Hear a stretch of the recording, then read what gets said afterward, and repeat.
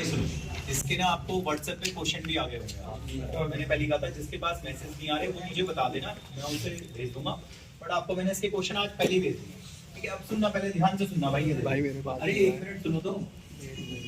इंसान में ध्यान से सुनना, जो डिप्लॉइड सेल होता है, पहले डायलॉग सुन लेना। इंसान के डिप्लॉइड, दोबारा, इंसान के डिप्लॉइड सेल का जो डीएनए होता है कितने मीटर का होता है वो? अच्छा, 2.2 मीटर का डीएनए होता है। और इंसान के डिप्लॉइड सेल में ध्यान से सुनना, जो न्यूक्लियस होता है, न्यूक्लियस कितना होता है भाई? 10⁻⁻6 नैनोमीटर होता है, ठीक है। पहले डायलॉग सुन लेना, दिक्कत हो जाएगी वरना आपको। भाई देखो, मैं कह रहा हूँ इंसान के डिप्लॉइड सेल का डीएनए 2 मीटर का होता है और इंसान के डिप्लॉइड सेल का न्यूक्लियस कितना होता है? तुम बताओ, आप ये बता दो, दोनों गिनतियों में कौन ज्यादा है? तो मीटर है, 2 मीटर है। 2 मीटर का मतलब 2 हफ्ते, सिंपल कॉमन सी बात है। और भाई ये तो बहुत छोटी गिनती है, वो तो बहुत बड़ी गिनती है, सिंपल। अब डायलॉग को सुनना आगे, तभी कह रहा हूँ भाई ध्यान से सुनना। इंसान के डिप्लॉइड सेल में डीएनए उतने मीटर का होता है, ठीक है। इंसान के डिप्लॉइड सेल का डीएनए 2 मीटर का होता है और इंसान के डिप्लॉइड सेल का न्यूक्लियस इतना सा होता है। तो सारा डीएनए उतना बड़ा होता है और न्यूक्लियस भैंस के इतना सा होता है। अभी बता दो, डीएनए न्यूक्लियस में होता है या न्यूक्लियस डीएनए में होता है? डीएनए न्यूक्लियस में होता है। यार एक बात बता, तू तो बड़ा छोटा है और तुमने डीएनए रखा हुआ वो उतना बड़ा है। तो भाई इतना बड़ा डीएनए तूने इतनी सी जगह में कैसे रख लिया? ये मेरा क्वेश्चन है, सिंपल। तो आप टीचर को समझाना, पता है इंग्लिश में कैसे बोलोगे? आप ये बोलोगे DNA is very long polymer, DNA काफी लंबा पॉलीमर होता है। एंड वी नो दैट कि DNA is present in nucleus, but nucleus तो बहुत छोटा है। अब इतने से छोटे से न्यूक्लियस के अंदर इतना बड़ा डीएनए कैसे आ गया? यही हमारा टॉपिक है कि आपने ऐसे कैसे पैक कर दिया डीएनए को। सिंपल ये भाई, इतने बड़े डीएनए को तुमने उसके अंदर कैसे पैक कर दिया? तो यही मैं आपसे कह रहा हूँ कि डीएनए के जो तार हैं, डीएनए के तार को आपने ऐसे कैसे पैक कर दिया उसमें सेल में? उसमें तो न्यूक्लियस बहुत छोटा है, सिंपल। तो इसलिए कह रहा हूँ, थोड़ा देखो, हो सकता है आप में से कुछ बच्चों का अभी तक कंसंट्रेशन न बना हो, यहीं तक बना लो, उसके बाद टॉपिक शुरू हो जाएगा, सिंपल। इसलिए कह रहा हूँ फ्लो आ जाएगा एक बार तो बढ़िया हो जाएगा। फिलहाल ये भाई, इंसान के डिप्लॉइड सेल का डीएनए 2 मीटर का होता है, ठीक है। इंसान के डिप्लॉइड सेल का डीएनए 2 मीटर का होता है और जहां वो मौजूद होता है न्यूक्लियस, उसका साइज बहुत छोटा होता है। अब इतना बड़ा डीएनए इतने से न्यूक्लियस में तुमने डाल कैसे दिया यार?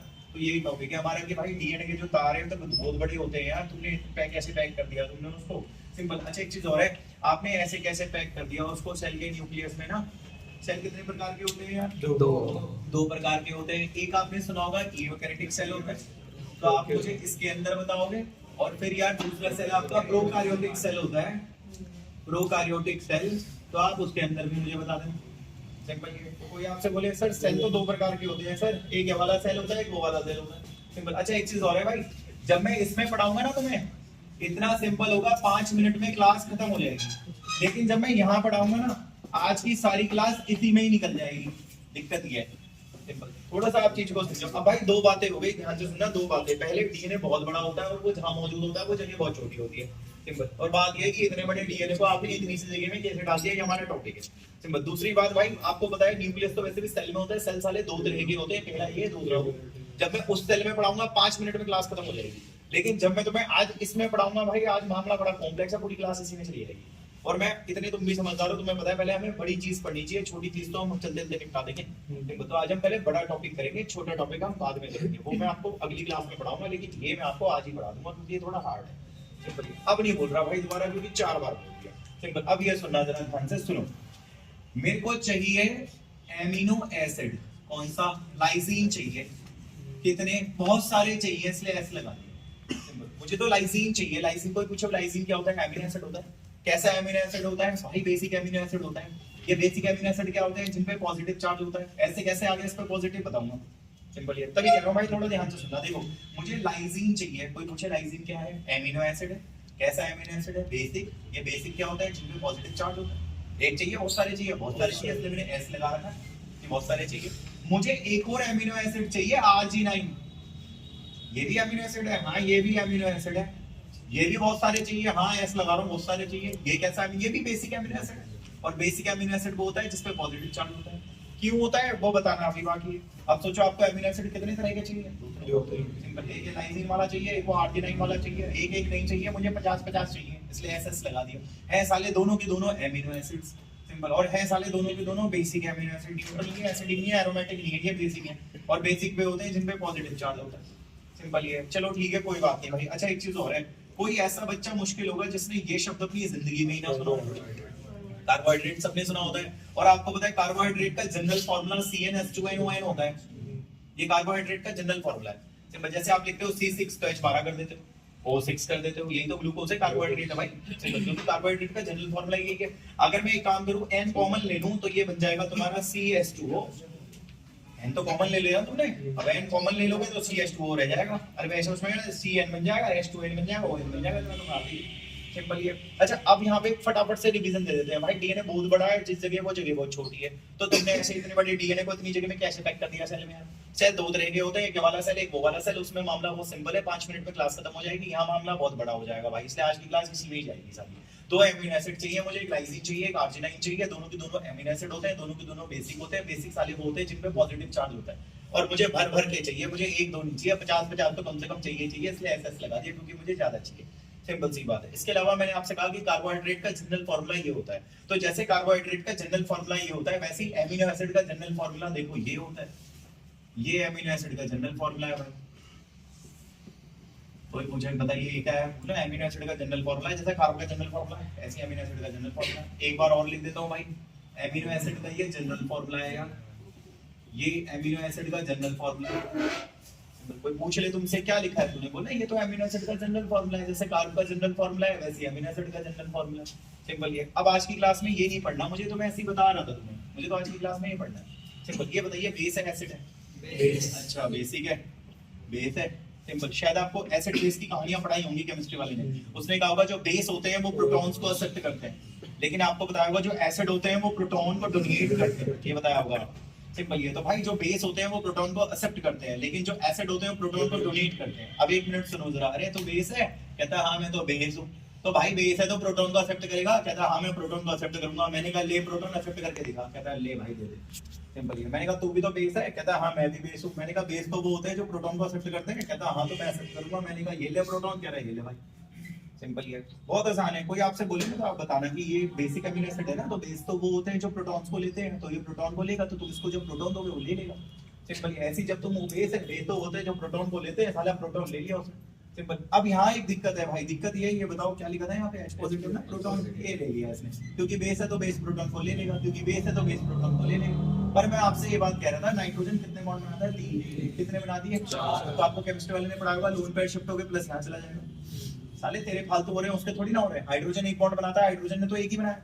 साले तू 3 बनाता है, तूने 4 बना लिए, तूने फालतू बना लिया, प्लस इधर आ जाएगा।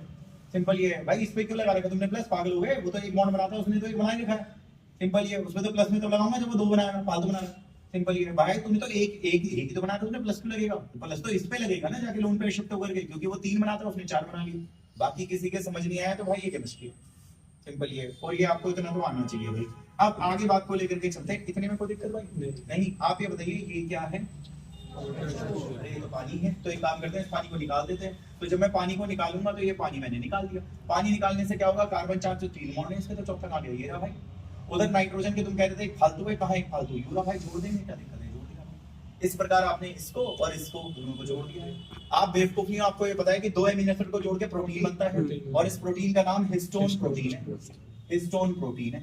साला पेपर में आ जाए हिस्टोन कैसे बनाया, उन्होंने जोड़ के बनाया। ऐसे कैसे जोड़ा? ये ले, ठीक है बोलो से सिखा देना भाई। अच्छा एक चीज और है, एमिनो एसिड्स को जोड़ के तो प्रोटीन बनता है। हाँ एमिनो एसिड को जोड़ करके प्रोटीन बनता है। प्रोटीन का नाम हिस्टोन है। ये बताओ बेस बेस बेस ही तो रहेगा भाई। हाँ तो बेस ही रहेगा ये। सिंपल। अब होता है एसिड बेस न्यूट्रल होता, अब होता है एसिड एसिड एसिड ही रहता। अभी बेस बेस है, बेस ही रहेगा भाई। सिंपल। और एक बात बताओ भाई, पूरे क्षेत्र में प्लस है माइनस है न्यूट्रल है? ये प्लस ही प्लस है। हाँ तो फिर प्लस ही प्लस है।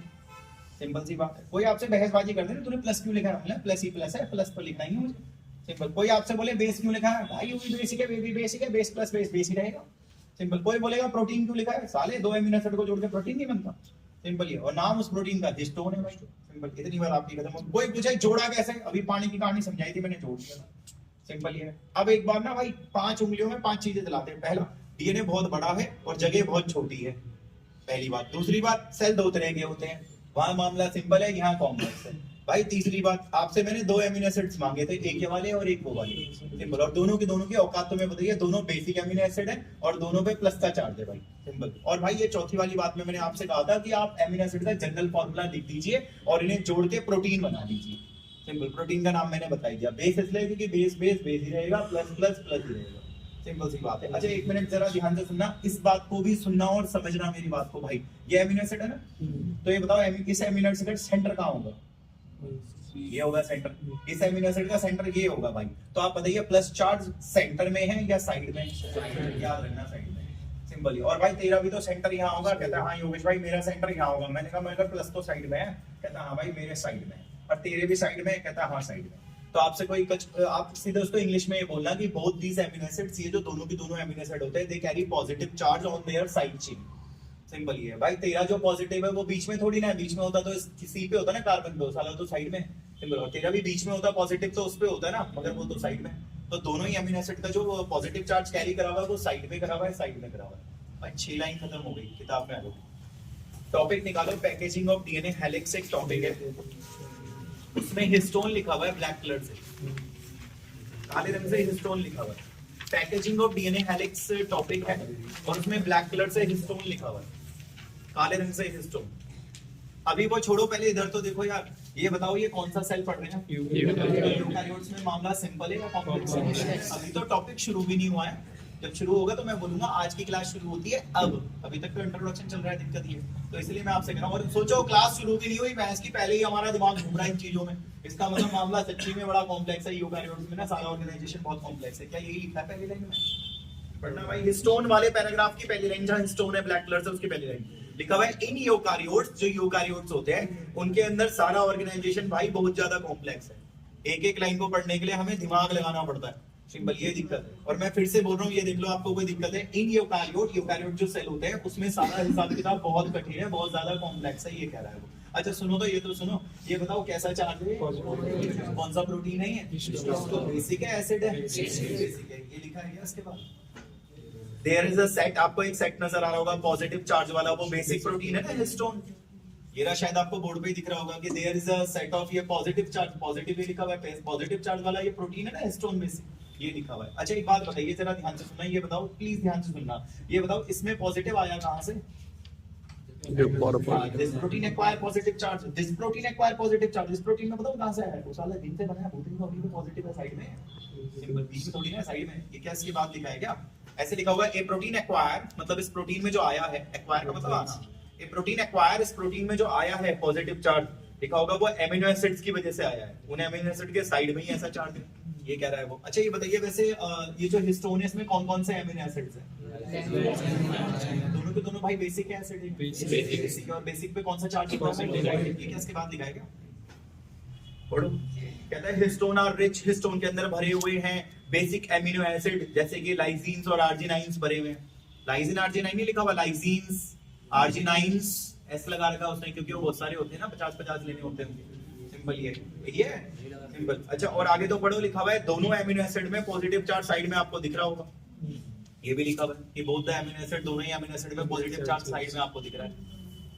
अब नहीं बोल रहा भाई, कम से कम 6 बार तो मैं बोल ही चुका हूँ अब तक बात को, और डायग्राम से भी समझा चुका हूँ। इससे ज्यादा और क्या करूंगा मैं, तुम्हें पढ़ना नहीं होगा। अब ये देखना जरा ध्यान से सुनना, बड़ी गड़बड़ है यार। सुनो, इस कलर से उठाते हैं। ये बताइए ये क्या है? स्टोन है, तो स्टोन। अब एक मिनट, स्टोन है ना, एक और बार बना लो। 2 हो गए, 3 हो गए, 4 हो गए, 5 हो गए, 6 हो गए, 7 हो गए और 8 हो गए। इसी चित्र को दोबारा बना लो, इसी चित्र को दोबारा बना लो, इसी चित्र को दोबारा बनाओ, इसी चित्र को दोबारा बना लो। और बनाने के बाद आप सबको जोड़ देना भाई, आपस में ना सबको जोड़ देना, देखी जाएगी। तो ये बन जाएगा हिस्टोन का ऑक्टामर, क्योंकि आपने 8 जोड़े हैं भाई। 1 2 3 4 5 6 7 और 8वां ही है। सिंपल ही है। तो ऐसे 8 चित्र बनाना, जैसे ये बनाया ना आपने, ऐसे ही दोबारा बनाना, फिर दोबारा बनाना, फिर दोबारा बनाना, दोबारा बनाना, दोबारा बनाना। 8 बार बनाना इसी चित्र को, और 8 बार बनाने के बाद जोड़ देना, हिस्टोन ऑक्टामर बन जाएगा। ये इसके बाद लिखा होगा, आराम से पढ़ना। देखो लिखा हुआ है हिस्टोन्स आर ऑर्गेनाइज्ड, हिस्टोन को ऑर्गेनाइज करिए। 8 बार उसको बनाना, 8 मॉलिक्यूल्स बनाना आप इसके, और जोड़ के वो हिस्टोन का ऑक्टा पॉलीमर बन जाएगा, यानी कि हिस्टोन ऑक्टामर बन जाएगा। ये कह रहा है, बहुत इजी है, कुछ नहीं है। अब मैं एक काम करता हूँ भाई, देखो इसको मिटा करके आपको अपनी ही भाषा में लिख के देता हूँ मैं आपको। मैं आपसे ये कह रहा था कि ये जो है हिस्टोन, इस हिस्टोन को आपको क्या करना है, ये जो है कितने 8 यूनिट ले लेना, और 8 यूनिट जोड़ करके वो बन गया तुम्हारा हिस्टोन ऑक्टामर। अरे चार्ज कौन सा था? तो 8 पे पॉजिटिव ही तो होगा फिर। हाँ तो 8 पे पॉजिटिव होगा। मास्टर बोले यू क्या करा? बोला कुछ नहीं करा, ऐसे 8 ले लिए और ऐसे 8 लेके जोड़ करके वो हिस्टोन तूने 8 का पॉलीमर बना दिया, हिस्टोन ऑक्टामर बना दिया तूने। और वैसे भी प्लस प्लस सभी भी प्लस होगा तो प्लस ही होगा भाई।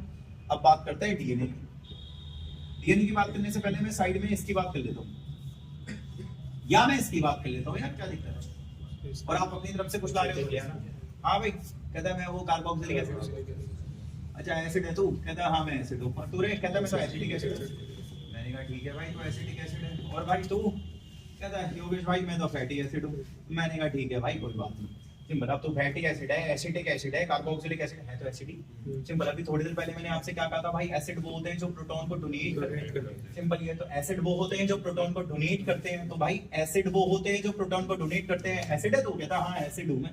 तो मैंने कहा प्रोटॉन डोनेट, कहता है हाँ यहाँ से मैं प्रोटॉन दे दूंगा मेरे पे इलेक्ट्रॉन लग जाएगा। सिंपल, नहीं यहाँ से मैं प्रोटॉन दे दूंगा मेरे पे इलेक्ट्रॉन लग जाएगा। नहीं यहाँ से मैं प्रोटॉन दे दूंगा मेरे पे इलेक्ट्रॉन लग जाएगा। इसका मतलब एसिड वो होते हैं जो प्रोटॉन को जब देते हैं तो उनपे भाई प्रोटॉन देने की वजह से वहां माइनस आ जाता है, क्योंकि प्लस देंगे तो माइनस आएगा ही आएगा। सिंपल, एक मिनट रुकिए जरा, मैं आपसे कुछ कह रहा था। मैंने आपसे कहा था कि एसिड वो होते हैं जो प्रोटॉन देते हैं। जब यहाँ से वो H देगा तो उसमें माइनस तो आएगा, जब वहां से वो H देगा माइनस तो आएगा, जब वो H देगा तो माइनस तो आएगा। एक मिनट भाई, डीऑक्सीराइबोन्यूक्लिक एसिड, और एसिड वो होते हैं जो अपना प्रोटॉन देते हैं, और जब वो प्रोटॉन देते हैं तो भैंस की उन पे इलेक्ट्रॉन आता है, इसलिए डीएनए नेगेटिव हो जाता है, इसलिए डीएनए पे नेगेटिव चार्ज होता है। तो अभी कहीं किताब में पढ़ा हुआ देखो आपकी डीएनए पे नेगेटिव चार्ज होता है, आप बोले डीएनए की फुल फॉर्म क्या होती है, डीऑक्सीराइबोन्यूक्लिक एसिड होती है। अभी साला एसिड है तो प्रोटॉन देगा ना, प्रोटॉन देगा तो इलेक्ट्रॉन लेगा ना, तो उसमें माइनस तो आएगा ना, सिंपल सी बात है। अच्छा ये बताइए डीएनए पे कैसा चार्ज, इस पे कैसा चार्ज, पॉजिटिव। आपने फिजिक्स तो पढ़ी होगी, आपने कहा होगा अपोजिट चार्ज एक दूसरे को अट्रैक्ट करेंगे। सिंपल, तो भाई तेरे पास पॉजिटिव है उसके पास नेगेटिव है, अपोजिट चार्ज एक दूसरे को अट्रैक्ट करेंगे तो तुम तो चिपक जाओगे। कहता है बिल्कुल, डायग्राम से समझाएंगे भाई। ये गोला जो आप देख रहे हैं दिस इज स्टोन ऑफ टामर, ये गोला जो है स्टोन ऑफ टामर है, और वो डीएनए जो है वो नेगेटिव है तो पॉजिटिव है, अट्रैक्ट होके तुम आपस में ऐसे चिपक से लिपट से जाओ, ये हो जाए भाई मामला। सिंपल, ये डीएनए है भाई, सिंपल ये। अच्छा इस योगेश भाई चित्र का नाम, इस चित्र का नाम न्यूक्लियोसोम है भाई, इस चित्र को न्यूक्लियोसोम कहते हैं। सिंपल ये। अब एक मिनट पहले मैं अपनी रीत पूरी कर लेता हूँ यार। ये बताओ डीएनए पे कौन सा चार्ज है यार, इस पे कौन सा चार्ज है, आपको पता है अपोजिट चार्ज क्या करेंगे, तो अट्रैक्ट होने की वजह से क्या होगा, वो इस आगे अट्रैक्ट हो जाए। सिंपल, और लिपटने को रैप रैप रैप हो जाए। सिंपल, तो रैप होकर के भाई वो तुम्हारा ये बन गया न्यूक्लियोसोम। पढ़ना भाई अगला ये क्या लाइन, आराम से पढ़ना। कहता है नेगेटिव चार्ज वाला होता है DNA, the negatively charged DNA, negative charge वाला होता है डीएनए, और वो रैप का मतलब लिपट जाए इस पे पॉजिटिव चार्ज वाले हिस्टोन ऑफ टामर पे, और साला वो चित्र बनेगा तुम्हारा न्यूक्लियोसोम, ऐसे लिखा होगा उसमें। बना लिया आपने न्यूक्लियोसोम को, दिक्कत ही नहीं। सिंपल, ये बहुत सिंपल सा है, दिमाग का रायता समझ बना, सीधा सीधा सा है भाई। इतना बड़ा डीएनए इतने से सेल में कैसे आएगा, सेल दो तरह के होते हैं, ये सेल में मामला ही बड़ा, इसलिए समझा रहा हूँ मैं इतनी देर से तुम्हें यार। सिंपल, और अगर वो होता ना अभी तक 10 बार पढ़ा चुका होता मैं वो टॉपिक, वो इतना सिंपल है, उसमें तो 4 लाइनों का टॉपिक है वो, ये तो साले 2-3 पैराग्राफ का टॉपिक है, दिक्कत ये है। सिंपल, अब आगे बात करते हैं। देखो ये एसिड वाली बात मैं मिटा रहा हूँ क्योंकि ये किसी काम की नहीं थी आज की क्लास में, मैं तो बस ऐसे समझा रहा था। ये मेन बात तो ये है जो चल रही है आपकी। सिंपल, अब रुकिए एक मिनट जरा ध्यान से सुनना। अरे भाई तुम में से कुछ बच्चों को पता होगा डीएनए में ये क्या होते हैं, बेस पेयर। अच्छा ये बेस पेयर होते हैं, और भाई कैसे, कहते हैं भाई 200 होने चाहिए तभी वेल डेवलप्ड हूं, वरना नकली हूं। मैंने कहा अच्छा मतलब तू वेल डेवलप्ड तब माना जाएगा जब तेरे डीएनए में 200 डंडे होंगे। कहता है हाँ 200 बेस पेयर योगेश भाई होने चाहिए जब ही वेल डेवलप्ड हो, और वेल डेवलप्ड को बोलते हैं टिपिकल। सिंपल, तो योगेश भाई मेरा जो चित्र है, मैंने कहा तेरा नाम क्या है, कहता है मेरा नाम न्यूक्लियोसोम है। तो मैंने कहा फिर, कहता है मैं टिपिकल का मतलब वेल डेवलप्ड में तभी होऊंगा जब मेरे में 200 बेस पेयर होंगे। भाई इसके बाद लिखा होगा कि एक टिपिकल का मतलब होता है वेल डेवलप्ड। एक वेल डेवलप्ड अगर ये चित्र है ना न्यूक्लियोसोम, तो इसके डीएनए में 200 बेस पेयर होंगे ही होंगे, वरना नकली है। सिंपल ये चीज है। आइए साइड में बात करते हैं। ये देखिए जरा कुछ चीजों को देखते हैं। ठीक 2 क्लास पहले की आप कॉपी उठा लेना, नहीं मिले तो बता देना। मैंने आपको ठीक 1-2 क्लास पहले पढ़ाया था एक बैक्टीरियोफेज लैम्डा, ठीक है, और एक मैंने आपको ई कोलाई बैक्टीरिया बताया होगा। और इंसान की बात कर लेते हैं यार, ऐसी बात नहीं, आज डिप्लॉइड ले तो डिप्लॉइड ही ले ले। योगेश भाई हैप्लॉइड भी बता दो। अबे लेना तो हैप्लॉइड भी ले ले यार, जा हैप्लॉइड भी ले ले। अच्छा एक मिनट सुनो जरा। और भाई साहब कहता है मेरा जो डीएनए होता है उसमें पता है 48,502 डंडे होते हैं। मैंने कहा ओके। और भाई कहता है मेरे डीएनए में 4.6 into 10 की पावर 6 डंडे होते हैं। मैंने कहा ठीक है। तेरे भाई कहता है मेरे डीएनए में 6.6 into 10 की पावर 9 डंडे होते हैं, और मेरे डीएनए में भाई 3.3 into 10 की पावर 9 डंडे होते हैं। मैंने कहा ठीक है भाई। सिंपल, जैसे आप ये कह रहे थे कि चित्र में 200 डंडे होने चाहिए, उसी तरीके से भाई इन जीवों के डीएनए में देख लो कितने डंडे होते हैं। सिंपल, अब यहाँ पे एक बात करते हैं, इधर ध्यान से सुनना वरना गड़बड़ हो जाएगी। इसको भी समझ रहे हैं। देखो भाई एक बेंच है, उस पे 5 बच्चे बैठते हैं। बेंच ही साला इतना बड़ा है कि उसमें 5 बच्चे आराम से बैठते हैं।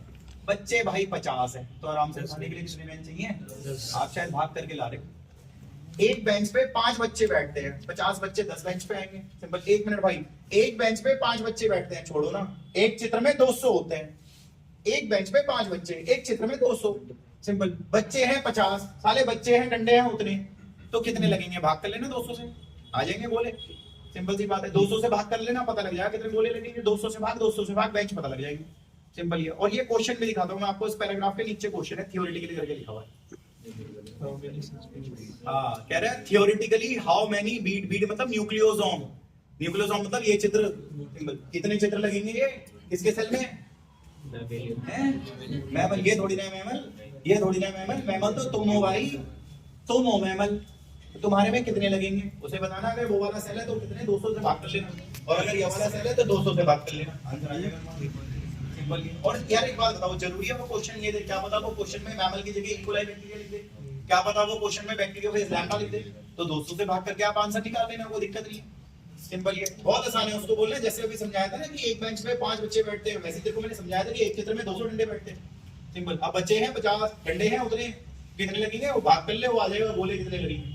सिंपल। ये तो उस क्वेश्चन का आंसर आपका वही करा दिया मैंने अभी के अभी। अब 1 मिनट रुक जाओ भाई, थोड़ा चीजों को सोचो यार। इस चित्र का नाम क्या था? भूल गया मैं। इस चित्र का नाम क्या था? न्यूक्लियोसोम। मैं 7-8 बना रहा हूँ क्योंकि बोर्ड पे 7-8 ही आएंगे। तो मैं ये जो चित्र है न्यूक्लियोसोम, ये जो चित्र है न्यूक्लियोसोम 7-8 बना रहा हूँ। ये देखिए आप, 1 2 3 4 5 6 7 और 8। मैंने पहले कहा था 7-8 आएंगे, चलिए इतनी है भाई। और इस पे क्या लपेट रहे हो आप? डीएनए लपेट रहे हो, कोई बात नहीं है। लो भाई मैंने डीएनए लपेट दिया, इसकी भी कोई दिक्कत वाली बात ही नहीं है। लो मैंने डीएनए लपेट दिया। अच्छा मैं आपसे कुछ पूछना चाह रहा था, वैसे चित्र का नाम क्या है? लिखा नहीं आपने कि ये जो चित्र है इसका नाम न्यूक्लियोसोम है, और ये जो चित्र है इसका नाम न्यूक्लियोसोम है, और ये जो चित्र है इसका नाम न्यूक्लियोसोम है। और भाई ये जो चित्र है, अब न्यूक्लियोसोम खुद लिख लेना, मैं थोड़ा घसीटे में लिख रहा हूँ भाई। न्यूक्लियोसोम नाम है, न्यूक्लियोसोम नाम है, न्यूक्लियोसोम नाम है, और न्यूक्लियोसोम नाम है। आगे बताइए, यहाँ एक न्यूक्लियोसोम है, बहुत सारे न्यूक्लियोसोम है। आपको पता है इस पूरे चित्र को क्या बोलते हैं? क्योंकि भाई इस पूरे चित्र को क्रोमैटिन बोलते हैं। आपको पता है ये चित्र आपको कहाँ नजर आता है? जहाँ आज की क्लास चल रही है वहीं नजर आता है। आज की क्लास कहाँ चल रही है? न्यूक्लियस में चल रही है। सिंपल। तो ये चित्र आपको इन न्यूक्लियस में देखने को मिलेगा। ये चित्र आपको टीचर आपसे बोले ना, आप उसको तमीज से समझाना। उसको बोलना बेसिकली दीस न्यूक्लियोसोम, ये जो न्यूक्लियोसोम है, इनकी जो रिपीटिंग यूनिट्स आपने बनाई है बार बार रिपीट करके, तो जो ढांचा तैयार हुआ है उसका नाम क्रोमैटिन है। और ये ढांचा न्यूक्लियस के अंदर देखने को मिलता है। आपको ऐसा नहीं लग रहा है ये जो दाने हैं ये दाने धागे में चल रहे हैं? ऐसा लग रहा है कि भाई दाने होंगे धागे में पिरो रखे होंगे आपने, डीएनए का धागा लग रहा है मुझे। सिंपल। तो इंग्लिश में लिखोगे बीड्स का मतलब दाने, ऑन धागे पे, स्ट्रिंग पे भाई। और ये चीज आपको हवा में नहीं दिखेगी बेटा, ईएम मतलब इलेक्ट्रॉन माइक्रोस्कोप से दिखेगी। सिंपल। अब मैं एक बात बता देता हूँ, ये चित्र आपको इलेक्ट्रॉन माइक्रोस्कोप से दिखेगा, इसमें ईएम लिखा हुआ है। ऐसे आपको लग रहा होगा दाने हैं, और ये दाने आपको धागे में पिरोते हुए दिखे होंगे, इसलिए भाई धागे पे दाने दिखे होंगे आपको। वैसे इस पूरे चित्र का नाम क्रोमैटिन है। इसके अंदर कितने सारे न्यूक्लियोसोम रिपीट करके आपने बना रखे हैं, और ये चित्र आपको न्यूक्लियस में नजर आएगा। ये इसके बाद लिखा हुआ ऊपर जहां पढ़ा था ना आपने, उसी के बाद आराम से कहते हैं न्यूक्लियोसोम। न्यूक्लियोसोम कंस्टिट्यूट जोड़ने हैं, लिखा है न्यूक्लियोसोम जोड़ने हैं, वो भी रिपीट कर करके, रिपीटिंग यूनिट। साला वो चित्र बनाना है तुम्हें क्रोमैटिन, ये लिखा हुआ है। और आगे देखो कहीं लिखा होगा कि ये चित्र आप जब देखोगे तो ऐसे लगेगा जैसे न्यूक्लियस के अंदर भी लिखा होगा उसने, न्यूक्लियस कहीं बीच में चेक करो कि न्यूक्लियस के अंदर भी है। और आगे पढ़ते रहो, ऐसे लिखा होगा कि ये ऐसे लगे जैसे बीड्स ऑन स्ट्रिंग। और ये भी लिखा होगा इलेक्ट्रॉन माइक्रोस्कोप से दिखेंगे। पैराग्राफ खत्म हो जाता है वहां पे। 10 बार पढ़ लो, कोई दिक्कत है नहीं आ रहा पूछना है भाई। तो मैं पहली कहा था पिछली क्लास के क्वेश्चन नहीं आ रहे, पूछो। आज की क्लास के क्वेश्चन भेज दिए, वो पूछने हैं। सिंपल। ये बहुत इजी है, कुछ नहीं। अभी बताओ जितने में कोई दिक्कत नहीं है। अब आगे बात को लेकर के चलते हैं, प्लीज ध्यान से सुनना। ये देखो इसके बाद क्या होने वाला है वो समझना, इसके बाद क्या होने वाला है ध्यान से सुनना भाई। आप बताना, अगर मैं ऐसे करूं, देखो इसकी मुट्ठी पकड़ लो और इसको भी पकड़ लो।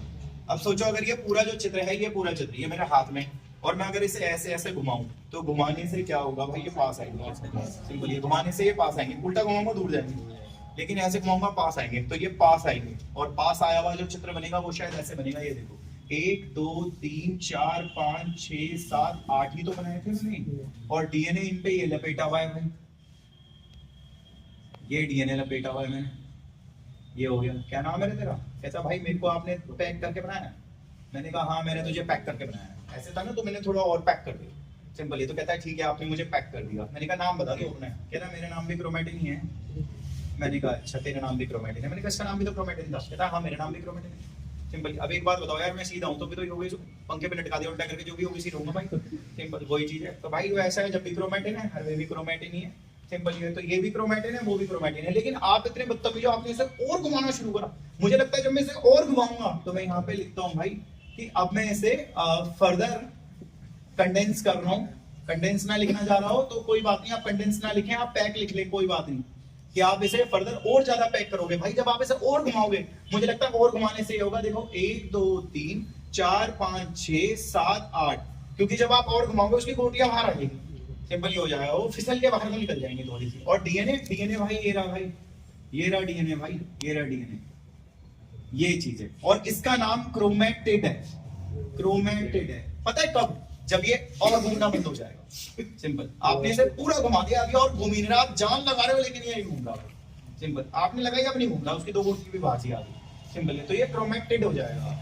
सिंपल ये। अभी और बात बतानी है, इसलिए ध्यान से सुनना। बताना इस चित्र से वो चित्र कैसे बना, सिंपल। आपने और फर्दर उसको कंडेंस और फर्दर उसे पैक करा, भैंस की दो गोटी बाहर आ गई, और अब तो वो घूमना ही बंद हो गया यार, क्रोमैटिड है।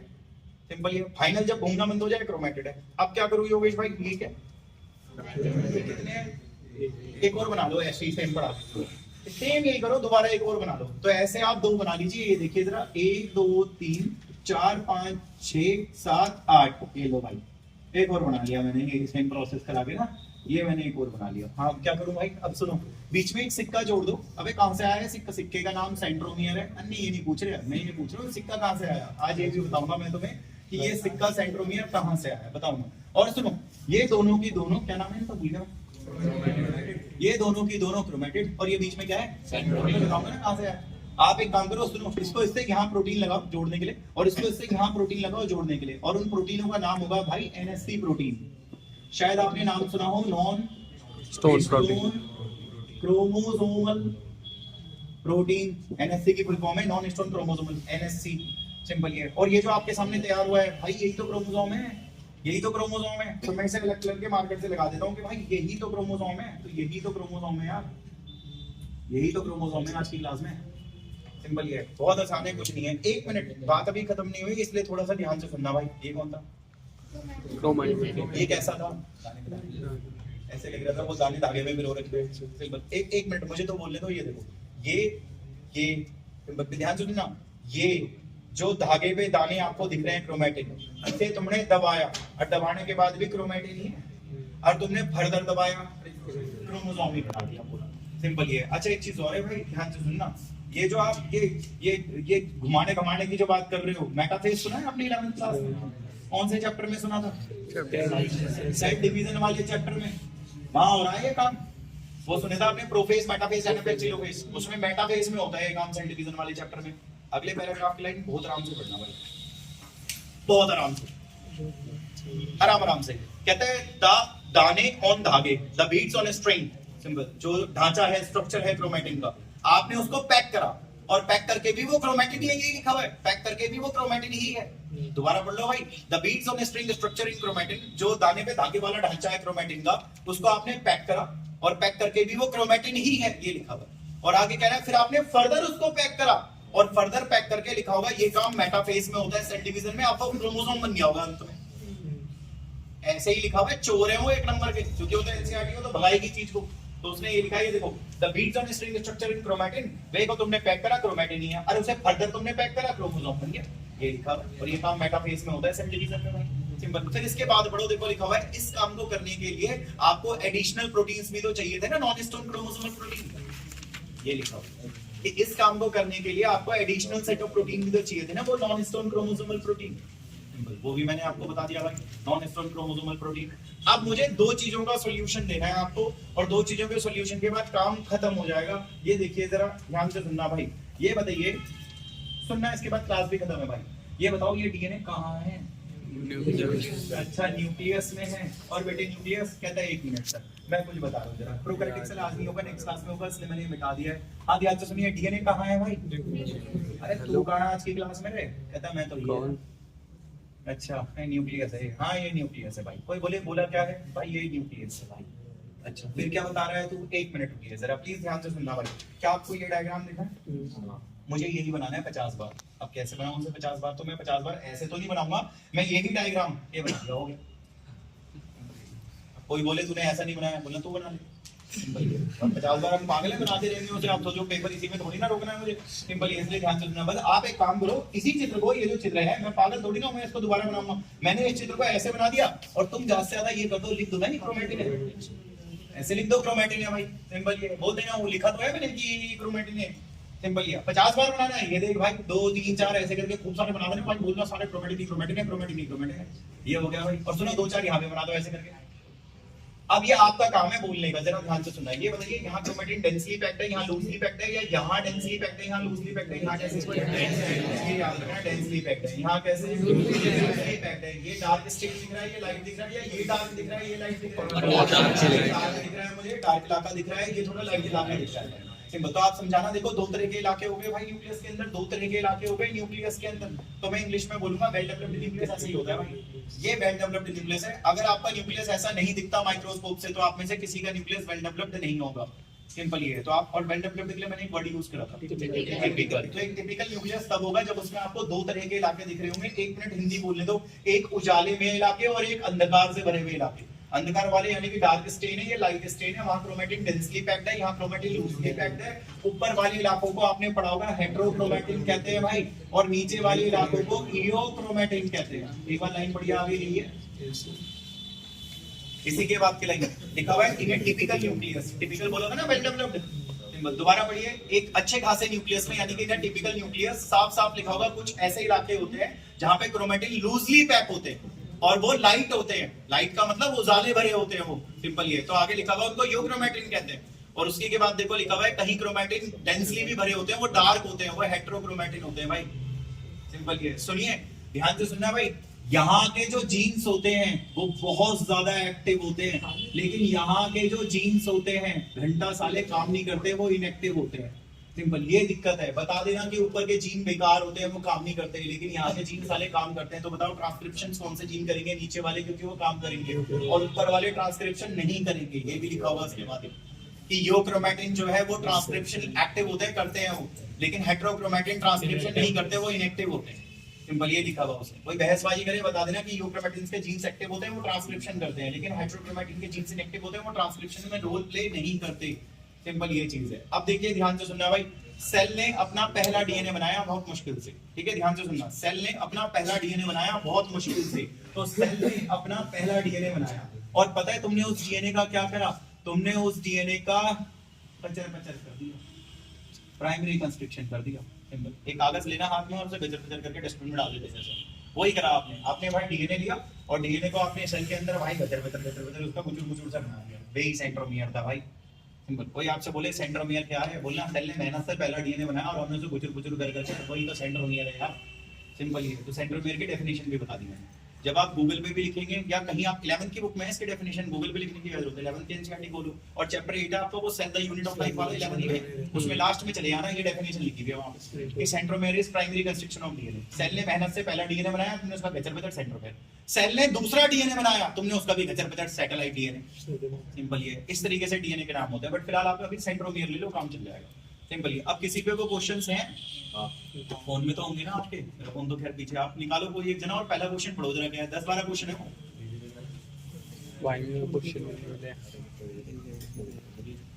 अबे 2-4 तो करा दो, उसके बाद चले यार बाकी आप कर लेना। कोई से भी रैंडम पढ़ लो, ये मत करो आप शुरू के 4 पढ़ लो, कैसे भी पढ़ लो, कोई से भी कोई एक जना पढ़ दो जिसका ठीक है हिसाब किताब इंग्लिश पढ़ने का ना। लो मैं कोई सा भी पढ़ देता हूँ, ऐसी कोई बात नहीं है, टीचर आराम से आसान करा। भाई पहला क्वेश्चन वो ये कह रहा है डिफरेंस बताओ यूक्रोमेटिन और हेटेरोक्रोमेटिन के बीच में डिफरेंस बताओ। तो आप डिफरेंस यूक्रोमेटिन हेटेरोक्रोमेटिन में बता देना। वहां क्रोमेटिन डेंसली पैक्ड है, यहां लूजली पैक्ड है, वो डार्क है, ये लाइट है, वहां के जीन इनएक्टिव है, ट्रांसक्रिप्शन नहीं करेंगे, यहां पे एक्टिव है, ट्रांसक्रिप्शन करेंगे भाई। एक तो ये है। उसके बाद भाई आपके एमसीक्यू दे रखे हैं। अब एमसीक्यू के बाद की बात करता हूं भाई। कहता है what are non histone chromosomal protein, 7वां क्वेश्चन है कि नॉन हिस्टोन क्रोमोसोमल प्रोटीन क्या है। वो दिख नहीं रहा आपको? नॉन हिस्टोन क्रोमोसोमल प्रोटीन वो है which play very important role in formation of chromosome, simple. वो क्रोमोसोम बनाने में रोल प्ले कर रहे हैं यार, वरना क्रोमोसोम कैसे बनेगा पैक होके, सिंपल ये लिखना है आपको उसमें। अच्छा एक क्वेश्चन इसमें देखो 7वें के बाद भाई छठा क्वेश्चन भी बता देता हूँ। वो 2 बेसिक एमिनो एसिड कौन से हैं जिनमें पॉजिटिव चार्ज है? बेसिक एमिनो एसिड एसिड बता देना भाई। अच्छा उसके बाद भाई 8वां क्वेश्चन देखो लिखा हुआ है what is the function of histone. Histone का काम क्या था डीएनए पैकेजिंग में? अरे भाई हिस्टोन नहीं होता तो प्लस कहां से होता? अबे प्लस नहीं होता तो रैपिंग कैसे होती है? वो तो माइनस होता है। सिंपल ये तो आप ये बताओगे कि हिस्टोन का काम ये है कि वो डीएनए को रैप कर लेता है। सिंपल ये इसका फंक्शन है। पूछेगा तुमसे हिस्टोन का काम क्या है, उसको रैप करना है उसका काम भाई। वो रैप होगा उस पे जब तो आएगा फिट, वरना फिट कैसे बैठेगा वो। उसके बाद भाई अगला क्वेश्चन नंबर 9 है आपका, कहता है नेगेटिव चार्ज और पॉजिटिव चार्ज वाली चीजें कौन कौन सी थी न्यूक्लियोसोम में? तो न्यूक्लियोसोम के अंदर नेगेटिव चार्ज वाला तो था डीएनए और पॉजिटिव चार्ज वाला था आपका। उसके बाद भाई आपका 10वां क्वेश्चन है और 10वें क्वेश्चन में पूछ रहा है यूक्रोमेटिन हेटेरोक्रोमेटिन में अंतर क्या है? वो तो ठीक है, लेकिन कह रहा है इनमें से कौन सा ट्रांसक्रिप्शन के लिए एक्टिव होगा? तो आप ये ट्रांसक्रिप्शन के लिए एक्टिव है भाई। उसके बाद आपका 11वां क्वेश्चन है भाई, कहता है सुनो हिस्टोन में चेंज कर रहा हूं मैं। ये क्वेश्चन नंबर 11 है। कहता है हिस्टोन में मैं चेंज कर रहा हूं। मैं नहीं कर रहा, क्वेश्चन में कह रहा है। नहीं वाले को सवाल नहीं आता हुआ चेंज कर रहा है। मुझे सवाल आता है भाई, मैं सवाल ही पढ़ रहा हूं। सिंपल देखो भाई, कहता है सुनना आप ना हिस्टोन में म्यूटेशन कर रहे हो, मतलब हिस्टोन में ना चेंज कर रहे हो। और पता है क्या चेंज कर रहे हो? आप उसमें बेसिक की जगह एसिडिक अमीनो एसिड लगा रहे हो। सिंपल ये जो दो बेसिक अमीनो एसिड है इनको हटा के इसकी जगह एसिडिक, यहाँ आप लगा रहे हो एस्पार्टिक एसिड और वहां लगा रहे हो ग्लूटामिक एसिड। एक बात बताइए, बेसिक की जगह क्या लगा रहे हो? एसिडिक। तो चार्ज भी क्या हो जाएंगे? माइनस माइनस हो जाएंगे। तो माइनस माइनस को माइनस में हो जाएंगे और माइनस कैसे आएगा? रैपिंग ही नहीं होगी, न्यूक्लियोसोम ही नहीं बनेगा। सिंपल ये उस क्वेश्चन का आंसर है। वो ये पूछ रहे हैं कि आप यहाँ एसिडिक एसिडिक लगा दो, तो बोल देना फिर तो माइनस माइनस लग जाएगा। माइनस माइनस तो माइनस ही होगा वो। अब माइनस और माइनस तो रिपल्सन करेंगे तो कैसे जुड़ेंगे, वो कैसे बनेगा, फिर कैसे चलेगा? सिंपल तो टॉपिक ही नहीं चलेगा आपका, तो इसमें तो हो ही नहीं पाएगा, न्यूक्लियोसोम का फॉर्मेशन ही नहीं होगा भाई। ये लिखना चाहिए था आपको, ठीक है। उसके बाद देखो अगला क्वेश्चन भाई 12वां क्वेश्चन। 12वें क्वेश्चन में कह रहा है सुनो ये कैसे बने डीएनए की पैकेजिंग से। अब क्या क्या बने देखो, पहला पूछ रहा है हिस्टोन ऑक्टामर कैसे बनाया था? शायद 8 हिस्टोन को जोड़ के बनाया था हिस्टोन ऑक्टामर भाई। दूसरा न्यूक्लियोसोम कैसे बनाया था? इनको जोड़ के न्यूक्लियोसोम बनाया था। और तीसरा कह रहा है क्रोमैटिन कैसे बनाया था? क्रोमैटिन तो मैंने इनको जोड़ के बनाया था। सिंपल ये चीजें भाई एमसीक्यू रह गए, नहीं आते हो पूछ लेना। वैसे एमसीक्यू के आंसर उसी के नीचे लिखे हुए हैं। सिंपल ये है ना। तो ये